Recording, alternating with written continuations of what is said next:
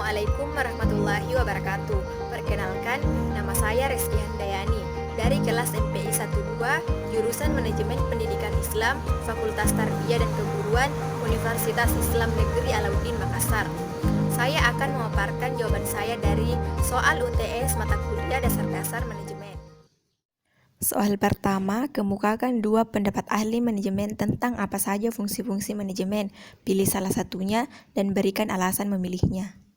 Dua pendapat ahli manajemen yang akan saya kemukakan mengenai apa saja fungsi-fungsi manajemen, yaitu pendapat yang pertama menurut George R. Terry mengemukakan ada 4 fungsi-fungsi manajemen. Yang pertama planning atau perencanaan, yang kedua organizing atau pengorganisasian, yang ketiga executing atau pelaksanaan, dan yang keempat controlling atau pengawasan. Pendapat yang kedua yaitu menurut Henry Fayol mengemukakan ada 5 fungsi-fungsi manajemen.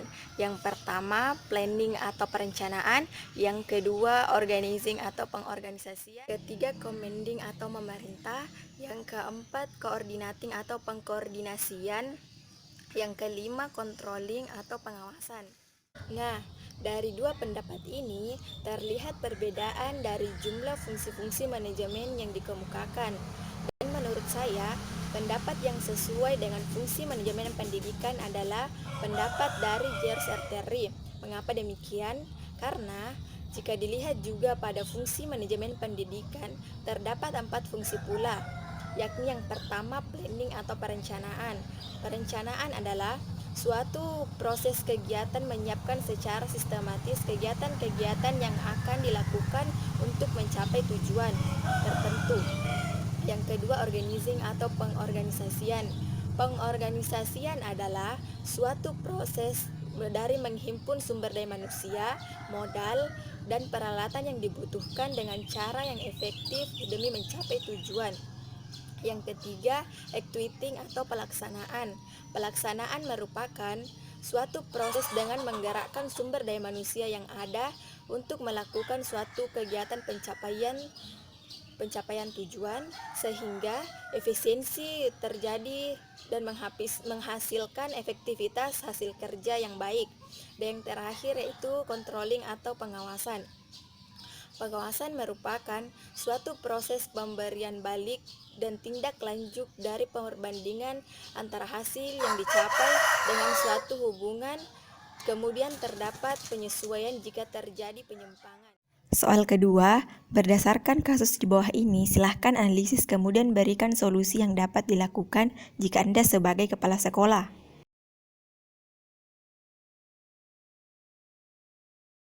Mengenai kasus yang terjadi di sekolah, seperti yang saya tampilkan tadi, maka solusi yang dapat saya berikan jika menjadi kepala sekolah adalah kepala sekolah dalam memahami kurikulum sebagai jantungnya lembaga pendidikan harus benar-benar dikuasainya.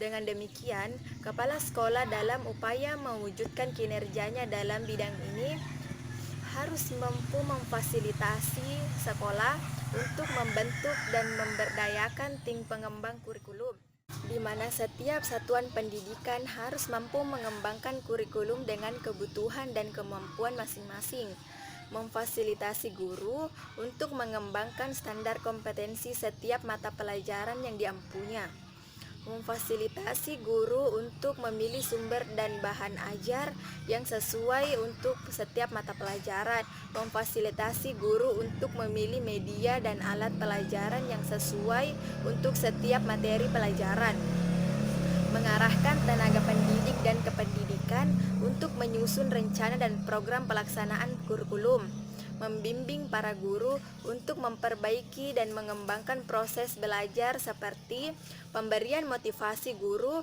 untuk selalu memahami siswa dengan menerapkan pembelajaran yang menyenangkan bagi peserta didik, mengarahkan tim pengembang kurikulum untuk mengupayakan kesesuaian kurikulum dengan kebutuhan siswa dan lebih melibatkan masyarakat dalam program sekolah melalui komite sekolah, baik untuk peningkatan mutu maupun memaksimalkan sarana dan prasarana yang ada untuk mengatasi permasalahan yang dirasakan oleh pihak sekolah.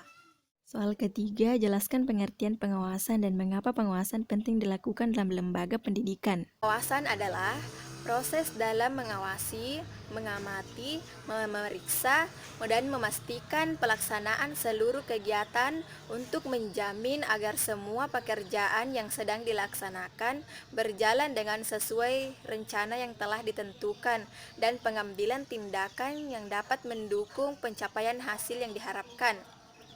Apabila tidak sesuai dengan semestinya, maka perlu adanya penyesuaian yang harus dilakukan.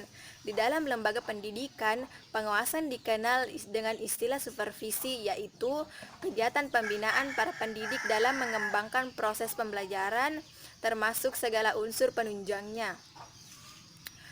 Pengawasan penting dilakukan dalam lembaga pendidikan karena pengawasan pada dasarnya diarahkan sepenuhnya untuk menghindari adanya kemungkinan penyelewengan atau penyimpangan yang atas tujuan pencapaian. Bahkan, melalui pengawasan tercipta suatu aktivitas yang berkaitan erat dengan penentuan atau evaluasi mengenai sejauh mana pelaksanaan kerja sudah dilaksanakan. Pengawasan juga mendeteksi sejauh mana kebijakan pimpinan yang telah dilaksanakan dan sejauh mana penyimpangan yang terjadi dalam pelaksanaan kerja tersebut. Pelaksanaan pengawasan juga dapat memicu terjadinya tindak pengoreksian yang tepat dalam merumuskan suatu masalah. Soal keempat, kemukakan alasan utama diperlukan manajemen dalam suatu organisasi atau perusahaan. Alasan utama diperlukan manajemen dalam suatu organisasi atau perusahaan adalah yang pertama, untuk memudahkan pencapaian tujuan, baik tujuan organisasi maupun tujuan pribadi, di mana orang-orang bekerja sama untuk mencapai tujuan yang telah ditetapkan. Manajemen diperlukan organisasi ataupun perusahaan agar usaha pencapaian tujuan menjadi lebih mudah. Yang kedua, untuk menjaga keseimbangan di antara tujuan-tujuan yang saling bertentangan.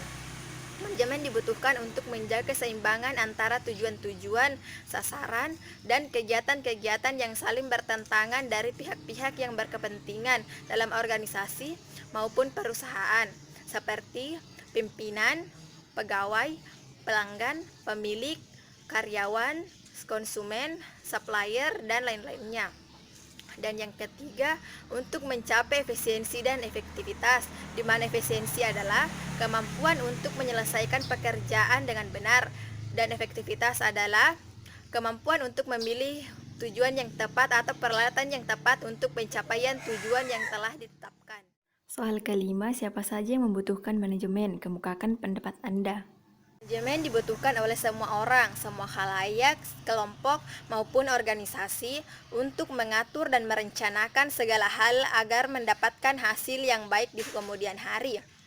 Bukan hanya orang yang bekerja di kantoran atau semacamnya yang membutuhkan manajemen, tetapi seperti pelajar juga membutuhkan manajemen. Mereka harus memanage waktunya agar tugas-tugas mereka selesai tepat waktu. Tanpa manajemen, sungguh berantakan, bukan? Dilihat saja dari pengertian manajemen itu sendiri. Secara sederhana, manajemen adalah seni mengelola atau mengatur sesuatu untuk mencapai tujuan. Oleh karena itu, manajemen dalam kehidupan sehari-hari itulah sangat penting. Karena dengan adanya manajemen, kita bisa mengatur kegiatan agar dapat dilakukan dengan efektif dan efisien. Tanpa adanya manajemen, kegiatan kita dalam kehidupan sehari-hari akan tidak teratur. Tadi pemaparan jawaban dari saya. Terima kasih atas perhatiannya dan atas segala kesalahan ucapan saya meminta maaf. Semoga video ini membawa manfaat bagi Anda semua. Assalamualaikum warahmatullahi wabarakatuh.